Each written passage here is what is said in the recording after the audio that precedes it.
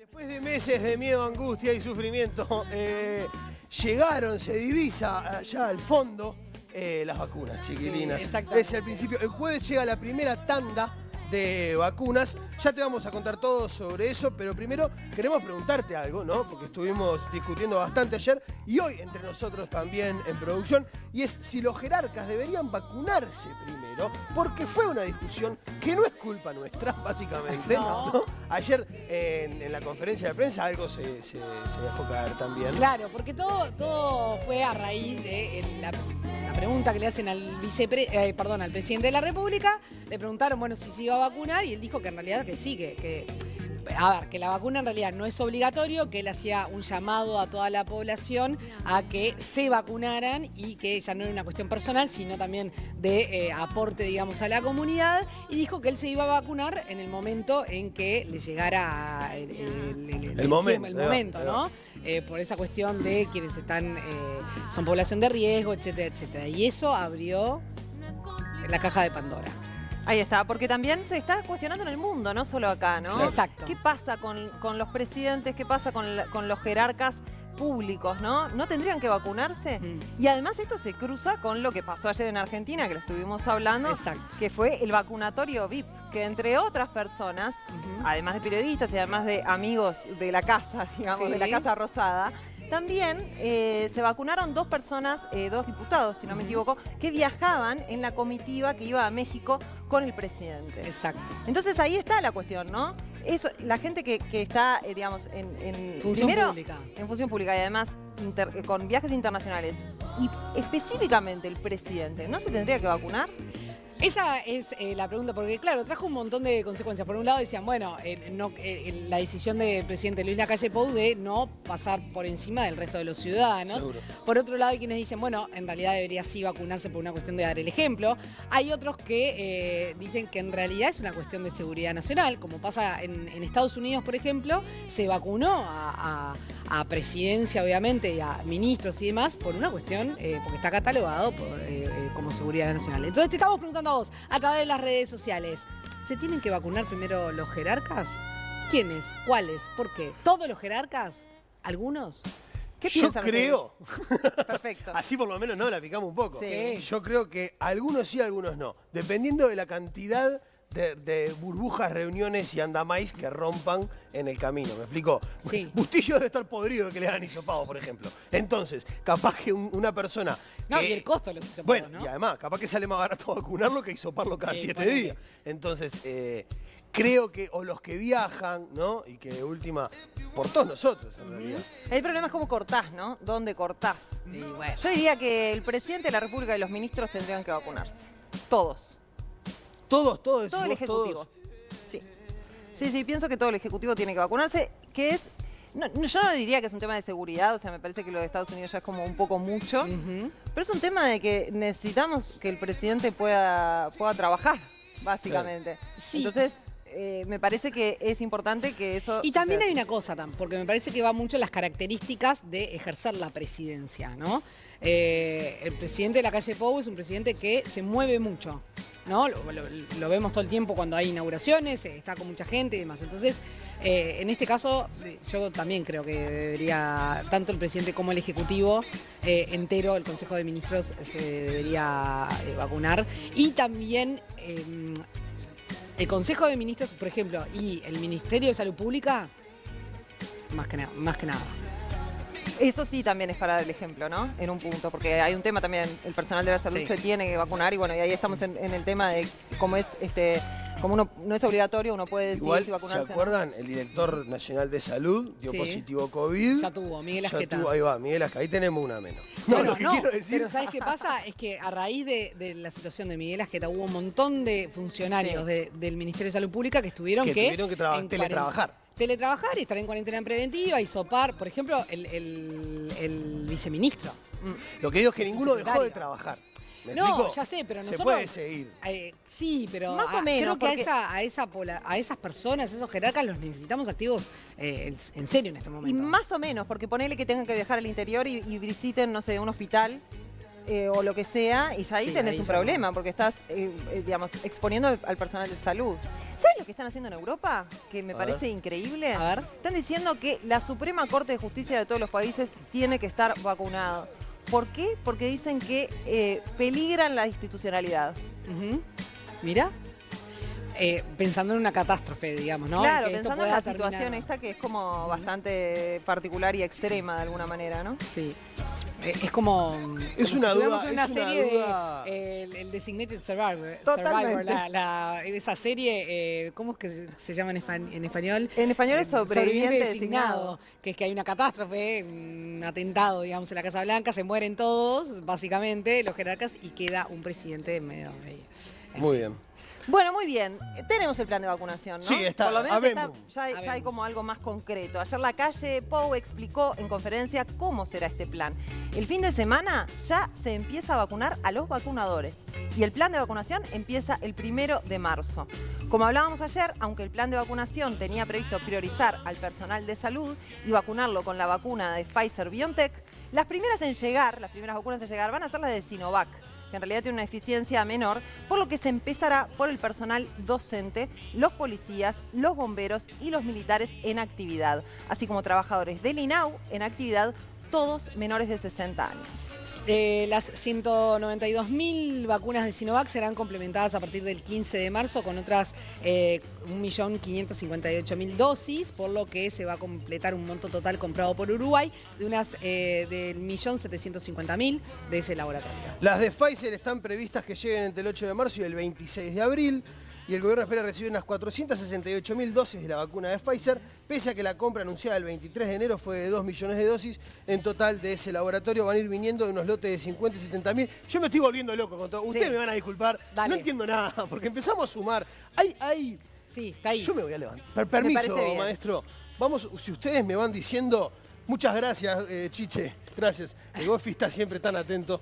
Chiquilina, ustedes vayan cantándome. Dale. Y vamos anotando acá, por favor. De cada uno, ¿no? Yo tengo acá. Son 192.000. Para que está en la casa, ¿viste? Las primeras que Las llegan. primeras de Sinovac, las primeras. ¿Sos Pará, zurdo, porque con este Daro? no se ve nada, chiquilinas. ¿Sos zurdo? Soy zurdo, sí. Es la primera vez que te veo escribir. Soy zurdo. Mis hijas también es la primera vez que me ven escribir.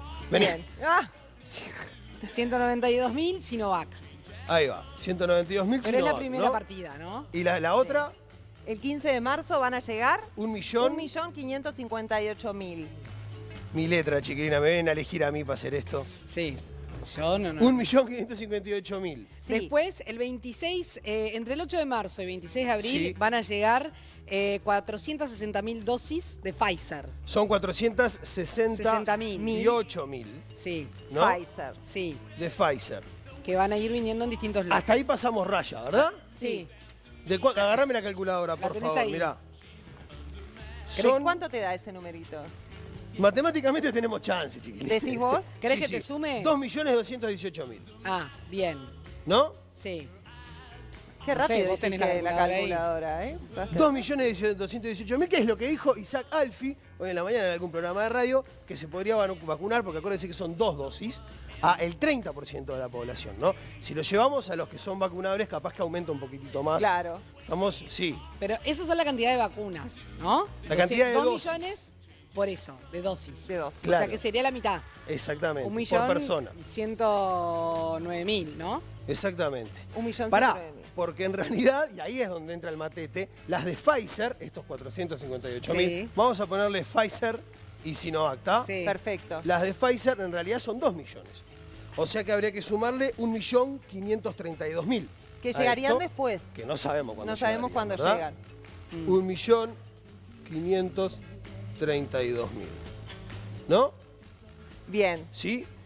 Y el COVAX. Nos queda fuera el COVAX todavía. Pero Sí. Eso no tenemos ni Y idea. eso no tenemos ni la más pálida idea. Los últimos datos que teníamos eran de que eran 1,5 millones. Sí. ¿Se acuerdan? Sí. Cerca de 1,5 millones. Sí. O sea que con el 1,5 millones de COVAX, que lo vamos a dejar afuera, serían más de 5 millones de dosis. Sí. En teoría. En ¿no? teoría. En teoría. Si vos estás en tu casa y entendiste Igual a mí esto, los números mucho no me suenan. ¿Qué querés que te diga? bueno, tengo un pero matete son, que... pero son parte de las cantidades también.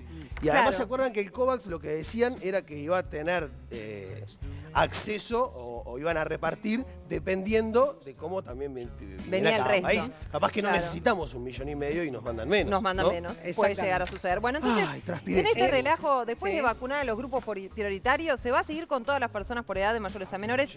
Y el presidente dijo que quería vacunar unas 30.000 personas al día. Aunque resta saber algunas cosas como, por ejemplo, el tema del mecanismo COVAX, ¿no? ¿Les parece si, para seguir hablando del tema de las vacunas y a ver a alguien que nos ayude a entender todo esto, le vamos a dar la bienvenida a Edgardo Sendoya? Él es especializado en medicina basada en la evidencia y estuvo haciendo cálculos, como hicimos nosotros, pero seguramente mucho más profesionalmente. Profesional, ¿no? No, jamás, nunca.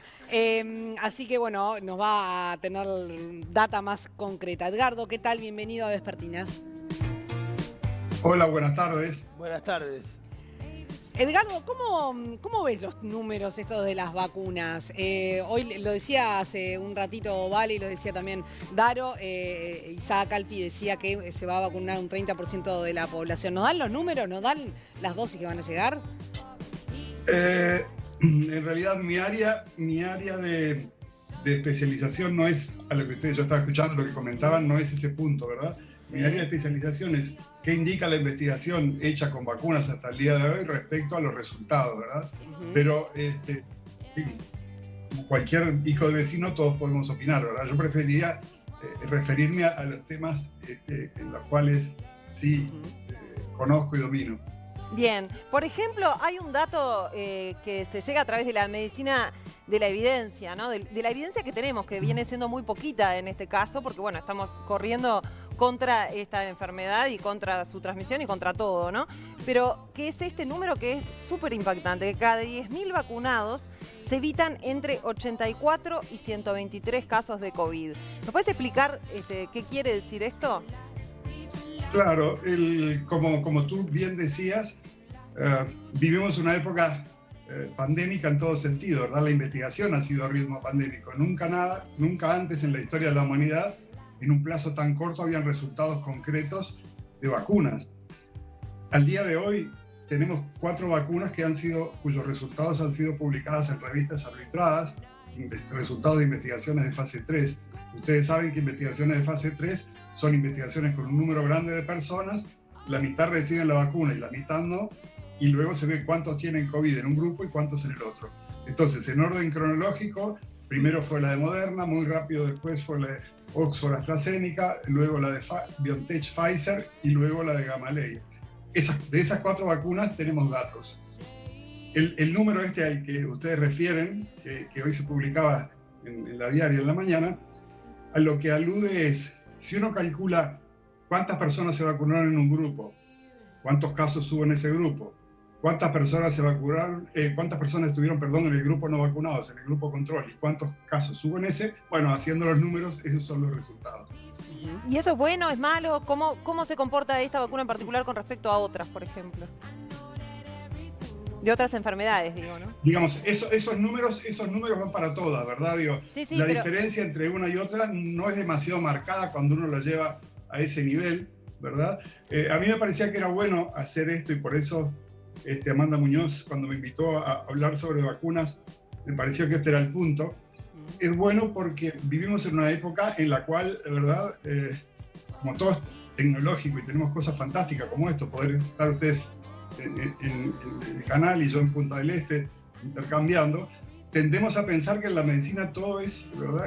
Todo se cura, todo se soluciona, todo es excepcional. Y las cosas que hacemos en medicina tienen impacto, pero normalmente no tienen un impacto gigantesco, excepto un cuadro de vida o muerte. Un paro cardíaco, sí, uno hace lo que tiene que hacer y el paciente vive o no, se rompe una arteria mayor del organismo, uno la opera y el paciente vive o no. Pero sacando situaciones excepcionales, en el grueso de la medicina, lo que hacemos es aportar un tratamiento, o en este caso una vacuna, para lograr determinados resultados. Esos resultados, esos números que vistos así podrían interpretarse, pero qué poquito, no son poquitos. Es mucho y es muy importante porque ustedes saben que el problema de COVID no es la alta mortalidad. Afortunadamente no muere mucha gente del total de los que se enferman. Pero el problema es que se disemina muy rápido, se contagia mucho y entonces eso puede llegar a saturar los sistemas de salud. ¿Nos puedes explicar, Edgardo, qué es esto de la medicina basada en la evidencia? ¿Explicar un poquito más? Claro. La medicina, ustedes saben que es algo que empezó desde el fondo de la historia, ¿verdad? Y desde siempre requiere tres cosas. Alguien que busca ayuda con su contexto, ¿verdad? Con sus circunstancias, con sus valores, con sus preferencias. Alguien que se la brinda, que tiene experiencia. La experiencia en la medicina es el eje, lo central, ¿verdad? Es lo que hace que un médico pueda hacer el mayor bien por sus pacientes o no en base a la experiencia. Pero el tercer elemento para el cuidado, la medicina basada en evidencia es una forma de concebir la medicina. El tercer elemento para el cuidado es, en el momento que tomo la decisión, en este ser único, y de acuerdo a mi experiencia, ¿qué me dice la evidencia? ¿Qué es lo mejor para hacer en este contexto, verdad? Antes nos basábamos mucho en lo que habíamos visto antes, en lo que se acostumbraba a hacer en este lugar, en lo que mi experiencia era mejor, pero luego investigaciones por los años 80 comenzaron a mostrar que lo que a veces uno pensaba que era mejor, cuando se lo investigaba de manera adecuada, le estaba haciendo daño a las personas. Por eso hoy, ¿verdad? Desde hace 40 años en el mundo, y en Uruguay empezamos hace 30, la toma de decisiones tiene que basarse en la mejor evidencia que existe. A veces existe muy poca evidencia. En el tema que estamos hoy había cero evidencia. Esta es una enfermedad nueva, empezó a fin del año pasado. Toda la evidencia se ha construido a un ritmo endemoniado en este año y por eso hay muchas lagunas de información. Pero lo que se sabe es enorme y tanta cantidad de información como esta de alguna enfermedad nunca se ha conseguido en tan poco tiempo. Entonces, en concreto, lo que sabemos es que la evidencia actual, es decir, la información que se dispone en la medicina proveniente de la investigación, dice que estas vacunas son muy efectivas en mayor o menor medida y que hay que darlas porque de esa manera, junto al uso de las medidas de protección, ¿verdad? Como las máscaras faciales o tapabocas, el lavado de manos, el distanciamiento, van a permitir contener esta pandemia. Ahora, Edgardo, basado en la evidencia, ¿no? Y en la experiencia y en la logística que ha tenido Uruguay siempre, ¿es posible vacunar a 30.000 personas por día? Yo sé que ustedes son periodistas y tienen muchos periodistas inquietos, con muchas dudas y muchas es una pregunta que no es mi área de experiencia, no te lo puedo responder con certeza. Podría talentear, pero no es mi manera de hablar sobre temas médicos. Hablo cuando tengo evidencia de ello, ¿verdad? No podría decírtelo. Para eso tienen que entrevistar a alguien que se dedique al tema vacunas y al tema específicamente de vacunación. No soy yo. Edgardo, solo quiero preguntarte algo. Básicamente, en tu experiencia, entonces, ¿estos números te dan certeza en el largo plazo? Como vos decís, se trabajó muy rápido, ¿no? Y se generaron mucha información en un corto lapso de tiempo, ¿no? Sí. Se va a seguir generando información de acuerdo a los periodos de vacunación, ¿no? Y en otras fases también, que son diferentes a la prueba y a la previa, ¿no? Es muy difícil que cambien estos números y que se complique. Es difícil que esto no respalde lo que viene para adelante. ¿Me explico la pregunta? Claramente, perfecta la pregunta y bien pertinente. Las investigaciones, yo decía hace un ratito, las investigaciones que demostraron la eficacia de las vacunas son lo que llamamos investigaciones de fase 3. En un número grande de personas, la mitad al azar reciben la vacuna, la mitad no, y se ve que resulta. Pero eso es un diseño experimental. Eso no es la vida real, eso no es la asistencia real, no es lo que ocurre en las poblaciones. Afortunadamente, ahora ya comenzamos a tener datos de lo que ocurre en el mundo real. En estos días nosotros republicamos en la web de facultad datos de Israel. Ustedes saben que Israel es el país que tiene la cobertura más amplia, o uno de los que tiene la cobertura más amplia en vacunas, y sobre casi 600.000 personas vacunadas, ellos mostraban que la efectividad es muy buena, y en un grupo más reducido, pero de trabajadores sanitarios, mostraba que la efectividad es casi tanto como en una investigación, lo cual es excepcionalmente bueno, porque normalmente en las investigaciones los pacientes están más cuidados, tienen otros controles. En este caso no eran pacientes, eran personas, perdón. Pero en el mundo real a veces las cosas son distintas. Bueno, los datos iniciales de la fase 4, lo que se llama la fase de farmacovigilancia, una vez que cuando termina la fase 3, los organismos reguladores, los dos principales del mundo, la FDA en Estados Unidos, la EMA en Europa, aprueban el uso de determinada vacuna. Luego viene la fase de vigilancia. Por ejemplo, en Estados Unidos se llevaban vacunadas 2 millones de personas y ahí se pudo saber que a uno cada 100.000 le da una reacción alérgica grave, una anafilaxia. Y los ensayos clínicos que tenían 30 o 40.000 personas, el azar había hecho que no hubiera aparecido ninguna de esas reacciones. Claro. Por eso, ver qué pasa en el mundo real, una vez que esto se usa en millones de personas, agrega información de valor. Y concretamente, para redondear lo que tú preguntabas, la información está surgiendo a partir de su empleo en el mundo real es muy buena, es muy alentadora. Bien, Edgardo Sendoya, muchísimas gracias por estos minutos en Vespertinas. Encantado, un gusto. Es muy bueno poder comunicarle a la gente cosas de este tipo, ¿verdad? Y por terminando, nos tenemos que vacunar todos, de esa forma podremos parar la pandemia, ¿verdad? Muchísimas gracias, que tengan buena tarde.